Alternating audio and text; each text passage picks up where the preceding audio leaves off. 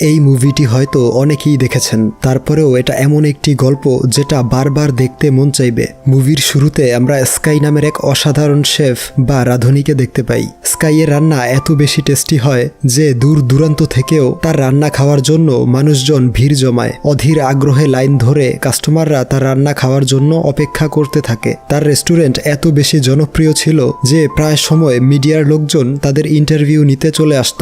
Sky মূলত পুরনো দিনের রন্ধন প্রণালী ব্যবহার করে থাকে, যা তার খাবারকে আরও সুস্বাদু করে তোলে। তার কাটিং স্কিল এবং রান্নার কৌশল দেখে সবাই অবাক হয়ে যেত। তবে এত ভালো শেফ হওয়ার পেছনে তার একটি হৃদয় বিদারক অতীত রয়েছে, যা আমাদেরকে ফ্ল্যাশব্যাকের মাধ্যমে দেখানো হয়। সে ছোটবেলা থেকেই রান্নায় আগ্রহী ছিল, আর তার বাবা ছিল খুবই ভালো একজন রাঁধুনি। স্কাইয়ের বয়স যখন মাত্র 10 বছর, তখন থেকেই তার বাবা মিস্টার কো তাকে অনেক বকাঝকা করত।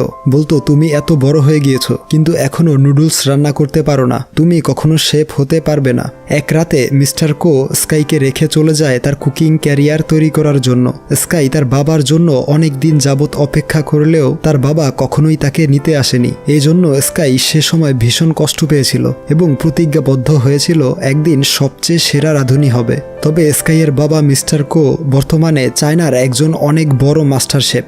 প্রচুর নাম ডাক এবং সম্মান রয়েছে তাকে চায়নার গড অফ কুকিং নামেও ডাকা হয়। কিন্তু এত বছর হয়ে গেলেও স্কাইয়ের বাবা কাউকে বলেনি যে তার একটি ছেলে সন্তান রয়েছে। মূলত এই কারণেই স্কাই তার বাবাকে ঘৃণা করে। মিডিয়ার লোকজন তার রান্নার প্রতিবেদন তৈরি করার পর যখন খাবার টেস্ট করে দেখতে চায়, তখন স্কাই তাদেরকে বলে, আমার কাছে সব কাস্টমারই এক, তাই খাবার খেতে হলে আপনাদেরকে লাইনে দাঁড়াতে হবে। এরপর একজন প্রভাবশালী লোক লাইন ভেঙে রেস্টুরেন্টে ঢুকে পড়ে। স্কাই তাকে বলে লাইনে দাঁড়াতে। এই শুনে সে রেগে গিয়ে বলে, সংস্কারের জন্য কয়েক মাসের মধ্যেই তোমাদের এই বিল্ডিংটা ভেঙে ফেলা হবে, তখন তোমাদেরকে এখান থেকে তাড়িয়ে দিব। এই শুনে স্কাই তাকে রেস্টুরেন্ট থেকে বের করে দেয়। অপরদিকে দেখানো হয় পল নামের একজন ফেমাস হ্যান্ডসাম রাঁধুনিকে। পল শুধুমাত্র নামি দামি এবং রয়্যাল ফ্যামিলির জন্যই রান্না করে থাকে। পলের একটি গার্লফ্রেন্ডও রয়েছে যার নাম মায়ো। সে হচ্ছে পলের অ্যাসিস্ট্যান্ট রাঁধুনি। পলের রান্না করা খাবার খেয়ে ফ্রান্সের রয়্যাল ফ্যামিলির লোকজন খুব ইমপ্রেসড হয়। এরপর পলকে ফ্রান্সের একটি বড় কোম্পানি তাদের চিফ শেফ হিসেবে নিয়োগ দিতে চাইলে পল সেই অফার রিজেক্ট করে দেয়, কারণ পল তার বাবার স্বপ্ন পূরণ করতে চায়নায় নিজ উদ্যোগে একটি রেস্টুরেন্ট খুলবে। এরপর দেখানো হয় পল চায়নায় ফিরে এসেছে। সে একটি মাছের বাজারে যায়। সেখানে এক দোকানে গিয়ে সবথেকে বড় মাছটি তাকে দিতে বলে, কিন্তু দোকানদার জানায় তার কাছে বড় মাছ নেই। কিছুক্ষণ পর স্কাই সেই দোকানে আসলে দোকানদার স্কাইকে বড় একটি মাছ বের করে দেয়। এই দেখে পল প্রচণ্ড রেগে যায়। আসলে স্কাই ছিল সেই দোকানের রেগুলার কাস্টমার, এই জন্যে দোকানদার পলকে মিথ্যা বলেছিল। যখন দোকানদার মাছটি স্কাইকে দিয়ে দেয়, তখন পল তাকে বাধা দেয়। এই দেখে দোকানদার মাছটি মাঝ বরাবর অর্ধেক করে দুজনকে দিয়ে দেয়। এরপর দেখানো হয় অনেক বড় করে পলের রেস্টুরেন্টের ওপেনিং হচ্ছে। কাস্টমাররা আকর্ষিত হয়ে পলের রেস্টুরেন্টের ভিতরে ঢুকছে। রেস্টুরেন্টের ভিতর অনেক পরিপাটি এবং দামি দামি সব আসবাবপত্র দিয়ে সজ্জিত করা। কিন্তু প্রবলেম হচ্ছে পলের রেস্টুরেন্টের ঠিক অপর পাশেই স্কাইয়ের রেস্টুরেন্ট ছিল। কাস্টমার কমে যেতে দেখলে স্কাইয়ের বন্ধুরা ঘোষণা করে দেয় আজ তাদের রেস্টুরেন্টে সব খাবারে 50% ডিসকাউন্ট দেওয়া হচ্ছে। অফারটি পেয়ে সব কাস্টমার স্কাইয়ের রেস্টুরেন্টের দিকে ঝুঁকে। বিষয়টি পলের পছন্দ হয় না। পলের লোকজন এবং স্কাইদের মধ্যে ঝগড়া শুরু হয়। এরপর পল এবং স্কাই যখন মুখোমুখি হয়, তখন আশেপাশের মানুষজন বলে ওঠে দুজনের মধ্যে একটি কুকিং কম্পিটিশন করা হোক। প্রথমে দুজন রাজি না হলেও সকলের জোরাজুরি এবং পুরনো ক্ষোভ থেকে কম্পিটিশন করতে রাজি হয়ে যায়। রাস্তার মধ্যেই তাদের ফিশ কাটিং প্রতিযোগিতা শুরু হয়। প্রথমে পল তার কুল মুভস দেখাতে শুরু করে। খুব নিখুঁতভাবে একটি একটি করে মাছের কাঁটা বের করে নেয়। কাঁটা বের করে মাছটি স্কাইয়ের দিকে ছুঁড়ে দেয়। স্কাইও একদম পারফেক্ট সাইজে সুন্দর করে মাছটিকে টুকরো করে। খুব দ্রুত এবং ইউনিক স্টাইলে মাছ থেকে স্কিন আলাদা করে দেখিয়ে দেয়। দুজনের এমন ট্যালেন্ট দেখে সবাই মুগ্ধ হয়ে হাততালি দিতে থাকে। পলের রেস্টুরেন্টের প্রধান অতিথি তাদেরকে বলে, তোমরা চাইলে ইন্টারন্যাশনাল কুকিং কম্পিটিশনে অংশগ্রহণ করতে পারো। এই বলে তাদের দুজনকে হাত মেলাতে বলে। এরপর দেখানো হয় পল একটি ইন্টারভিউতে বলছে, চায়নার লোকেরা এখন সেই আদিম যুগে বাস করছে। আধুনিক রান্নার কোনো শিক্ষা নেই এদের মাঝে, তাই আমি ফ্রান্স থেকে এসেছি তাদেরকে আধুনিক রান্না শিক্ষা দেওয়ার জন্য। অপরদিকে স্কাই তার রেস্টুরেন্টে বসে ইন্টারভিউটি দেখে। পলের কথা শুনে সে প্রচণ্ড রেগে যায়, কারণ পল কথাগুলো স্কাইকে উদ্দেশ্য করে বলেছিল। এর পরদিন সকালে স্কাই বাজারে গিয়ে দেখে পল তার আগেই সেখান থেকে সব মাছ দ্বিগুণ দামে কিনে নিয়েছে। এতে স্কাই আরও রেগে যায়। এরপর দেখানো হয় স্কাই এবং পলকে কুকিং কম্পিটিশনের জন্য সিলেক্ট করা হয়েছে। তাদের দুজনের মধ্যে যে জয়ী হবে তাকে ইন্টারন্যাশনাল কুকিং কম্পিটিশনে পাঠানো হবে, আর সেখানে ফাইনাল রাউন্ডে মিস্টার কোয়ের সাথে লড়াই করতে হবে। স্কাই যখন জানতে পারে ফাইনালে তার বাবার বিপক্ষে প্রতিযোগিতা করতে হবে, তখন তার মুখ কালচে হয়ে যায়, কারণ এখনও স্কাই তার বাবাকে মন থেকে প্রচণ্ড ঘৃণা করে। স্কাইয়ের বন্ধুরা সবাই খুশিতে আনন্দ উল্লাস করতে থাকে, কিন্তু তারা এটা জানতো না যে মিস্টার কো হচ্ছে স্কাইয়ের বাবা। অপরদিকে দেখানো হয় একটি ইন্টারভিউতে মিস্টার কোয়ের কাছে স্কাইয়ের সম্পর্কে জিজ্ঞেস করা হচ্ছে, কারণ তাদের দুজনের সারনেম এক ছিল এবং তাদের চেহারারও মিল রয়েছে। এই প্রশ্ন শুনে মিস্টার কো অনেক রেগে যায় আর বলে, আমার কোনো ছেলে নেই। তার পরদিন পলের গার্লফ্রেন্ড এসে স্কাইকে তাদের রেস্টুরেন্টে ডিনার করার জন্য ইনভাইট করে। স্কাই ইনভাইটেশন অ্যাকসেপ্ট করে এবং তার বান্ধবীকে নিয়ে পলের রেস্টুরেন্টে খাবার খেতে চলে আসে, কিন্তু এখানে পলের বদলে মায়ও তাদের খাবার পরিবেশন করছিল। স্কাইকে সে দুটো ডিশ খেতে দেয়, একটি ছিল ডিমের এবং অন্যটি গাছ এবং মাশরুমের মতন দেখতে কোনো একটি খাবার। ডিমটা ছিল খুবই টেস্টি এবং গাছের মতো দেখতে খাবারটি ছিল খুবই অত্যাধুনিক একটি ডিশ, যার মধ্যে পানি দিলে খাবারটি উপরের দিকে উঠে আসে। মায়ও তাদেরকে বলে, তোমরা হয়তো এই ধরনের খাবার আগে কখনো দেখোনি, এটি হচ্ছে পলের স্পেশাল একটি ডিশ, যার জন্য সে পুরস্কার পেয়েছিল। এসব শুনে স্কাই কিচেনে গিয়ে পলের ওপর রাগ দেখাতে থাকে আর বলে, তুমি কি এটা প্রমাণ করতে চাইছো যে তুমি আমার থেকে ভালো শেফ? এর উত্তরে পল কিছু না বলে স্কাইকে একটি ডিশ রান্না করে খাওয়াতে বলে। স্কাই রাজি হয়ে যায় এবং পলের কিচেনের মধ্যেই একটি ডিশ ট্র্যাডিশনাল ওয়েতে তৈরি করে, কিন্তু পল সেই সেম ডিশ স্কাইয়ের থেকেও অনেক কম সময়ে আধুনিকভাবে তৈরি করে স্কাইয়ের সামনে তুলে ধরে। স্কাই পলের রান্না করা ডিশটির গ্রান নিয়েই বুঝতে পারে পল অনেক ভালো রান্না করেছে। সে কিছু না বলেই চলে যায়। সে যাওয়ার পর পল স্কাইয়ের ডিশ টেস্ট করে মুগ্ধ হয়ে যায়। স্কাই তার রেস্টুরেন্টে ফিরে মন খারাপ করে বসেছিল এবং তার বাবার বলে যাওয়া শেষ কথাগুলো মনে করছিল, যখন তার বাবা বলেছিল, তোমার মধ্যে শেফ হওয়ার কোনো যোগ্যতাই নেই। অপরদিকে স্কাইয়ের বাবা তার বন্ধু মিস্টার হংয়ের সাথে দেখা করে। মিস্টার হংয়ের কাছেই সে স্কাইকে ছোটবেলায় রেখে গিয়েছিল। মিস্টার হং একজন রাঁধুনি যে স্কাইকে বড় করে তুলেছে এবং রান্না করা শিখিয়েছে। স্কাইয়ের বাবা বলে সে স্কাইকে দেখতে চায়, তাই সে তাকে ফোন করে আসতে বলে। স্কাই সেখানে এসে তার বাবাকে দেখতে পায়। এত বছর পর সরাসরি তার বাবাকে দেখতে পেয়ে স্কাই শকড হয়ে যায়। মিস্টার কো স্কাইয়ের খোঁজ খবর নিতে শুরু করে, কিন্তু স্কাই তাকে থামিয়ে দিয়ে বলে, আমি আপনার ছেলে নই, ইন্টারভিউতে এমনটাই বলেছিলেন তাই না? মিস্টার কো স্কাইকে বলে, আমাকে দেখো, আমি একজন সফল ব্যক্তি, আমি দুবার বিশ্বসেরা রাঁধুনির পুরস্কার পেয়েছি, কিন্তু তুমি হলে একটি পুরাতন গলির সামান্য একজন রাঁধুনি, এর বেশি কিছু নও, তাই আগে নিজেকে প্রমাণ করো। এই শুনে স্কাই রেগে গিয়ে বলে, আমি নিজেকে প্রমাণ করব। সফল হতে হলে নিষ্ঠুর হতে হয় না, সফল হয়ে গেলে অহংকারী হতে হয় না, এবং সেই পুরাতন গলির সামান্য একজন রাঁধুনি হবে বিশ্বসেরা। এই বলে সে চলে যায়। এরপর সেই কুকিং কম্পিটিশন শুরু হয়। বিচারকরা উপস্থিত হয়েছে সব থেকে ভালো শেফকে বেছে নেওয়ার জন্য। এখানে আমরা স্কাইয়ের বন্ধুদেরকেও দেখতে পাই, যারা স্কাইয়ের জন্য চিয়ার আপ করছিল। প্রথমে আমরা স্কাইকে রান্না করতে দেখি।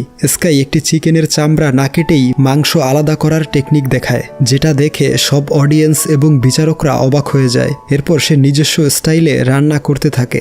অপরদিকে পল আধুনিক স্টাইলে রান্না করছিল এবং পল খুবই অল্প সময়ে একটি সুইট ডিশ তৈরি করে ফেলে।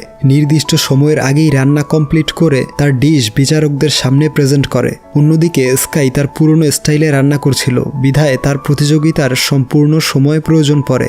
এরপর বিচারকরা তাদের খাবার টেস্ট করে। দুজনের খাবারই সমান টেস্টি ছিল, আর রেজাল্ট দেয়া হলে দেখা যায় দুজনই সমান নম্বর পেয়েছে, কিন্তু যে কোনো একজনকে জয়ী ঘোষণা করতে হবে। একজন বিচারক স্টেজে উঠে বলে, রান্না হলো একটি আর্ট, আর এই কাজটি নির্দিষ্ট সময়ের মধ্যে করতে হয়। যেহেতু পল সময়ের আগেই ডিশটি তৈরি করেছিল, তাই পলকে জয়ী ঘোষণা করা হলো। এই শুনে স্কাইয়ের মন ভেঙে যায়। সে প্রচণ্ড কষ্ট পেয়ে সেখান থেকে চলে আসে। আর এই অনুষ্ঠানটি মিস্টার কো বাসায় বসে দেখছিল। কম্পিটিশন হেরে যাওয়ায় স্কাই এতটাই ভেঙে পড়ে যে কয়েকদিন যাবৎ সে বাড়ি ফিরে যায় না। সমস্ত কাজকর্ম ফেলে কয়েকদিন ভিডিও গেম খেলে সময় কাটায়। একদিন মিস্টার হং তার কাছে আসে। সে স্কাইয়ের সাথে ভিডিও গেম খেলতে শুরু করে। স্কাই গেমটা জিতে যায়। তখন মিস্টার হং বলে, জয়ী হওয়া কিংবা হেরে যাওয়া এটি একটি সাধারণ ঘটনা। হেরে যাওয়া মানে এই নয় যে তুমি আর কখনোই জিততে পারবে না, তোমাকে পরবর্তীতে জেতার জন্য প্রস্তুত হতে হবে। মিস্টার হং এর কাছ থেকে আমরা জানতে পারি স্কাইয়ের রেস্টুরেন্টের মালিক হচ্ছেন মিস্টার হং, এবং সেই রেস্টুরেন্টের সবাইকে তিনি রাস্তা থেকে তুলে এনেছেন। তিনি তাদেরকে এত বেশি ভালোবাসেন যে তাদের কথা চিন্তা করে তিনি বিয়ে করেননি।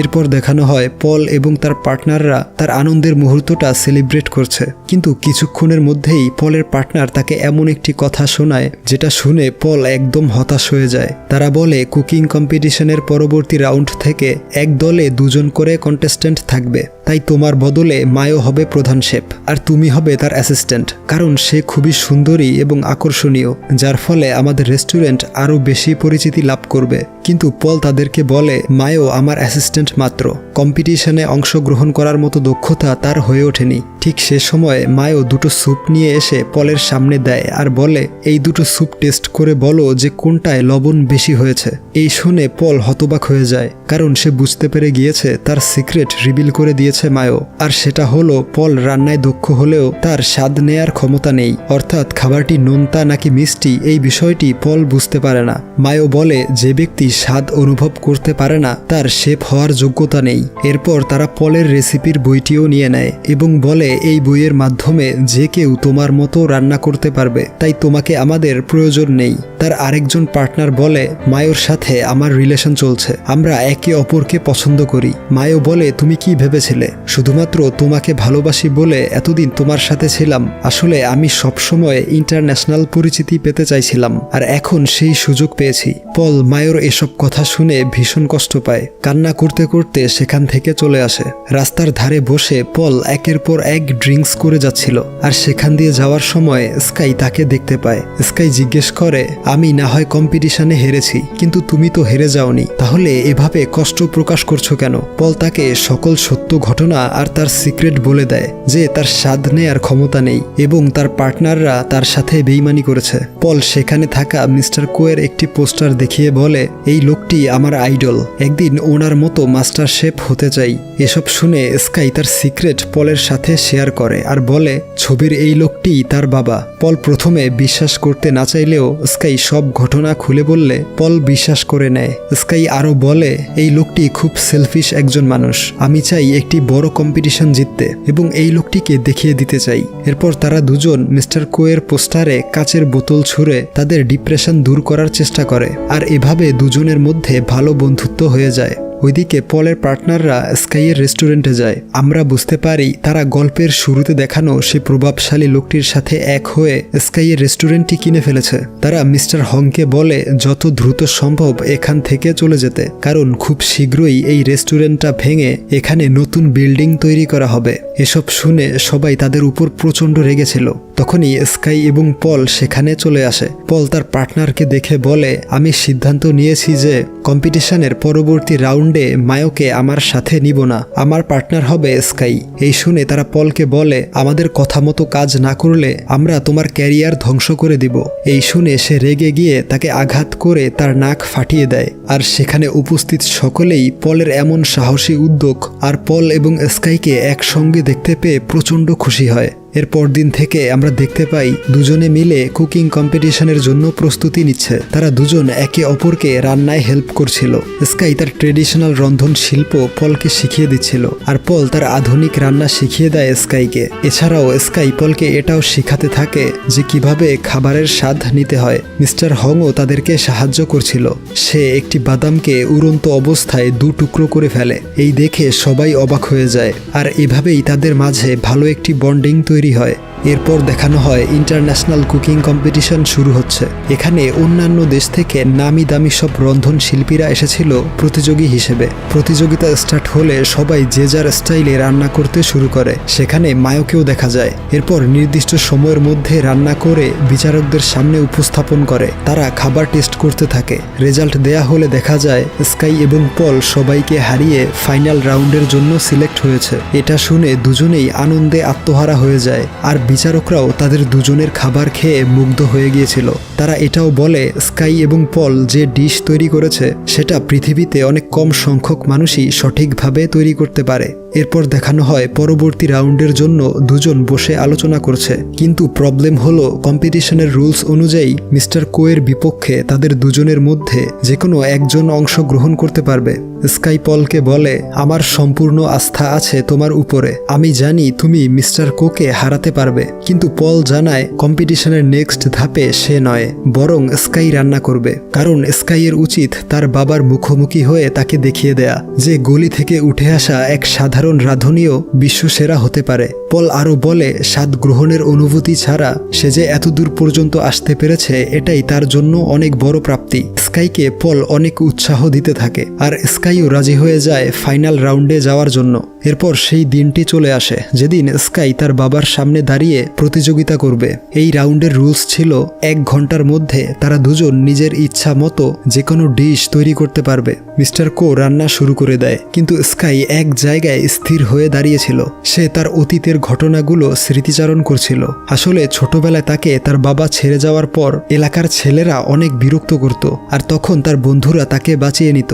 স্কাই এসব ভাবছিল, আর তখনই মিস্টার কো স্কাইকে দাঁড়িয়ে থাকতে দেখে তার মুখে পানি ছুঁড়ে মারে আর বলে, দাঁড়িয়ে স্বপ্ন না দেখে রান্না শুরু করো, তুমি কি করতে পারো আমি দেখতে চাই। এরপর স্কাই মনোযোগ দিয়ে রান্না শুরু করে দেয়, আর অন্যদিকে মিস্টার কো খুবই নিখুঁতভাবে একটি ডিশ তৈরি করছে। 1 ঘন্টার মধ্যে তাদের রান্না কমপ্লিট হয়ে যায়। মিস্টার কো এমন একটি সুইট ডিশ তৈরি করেছে যেটা ছিল খুবই টেস্টি, আর ডিশটিও দেখতে অনেক সুন্দর হয়েছিল।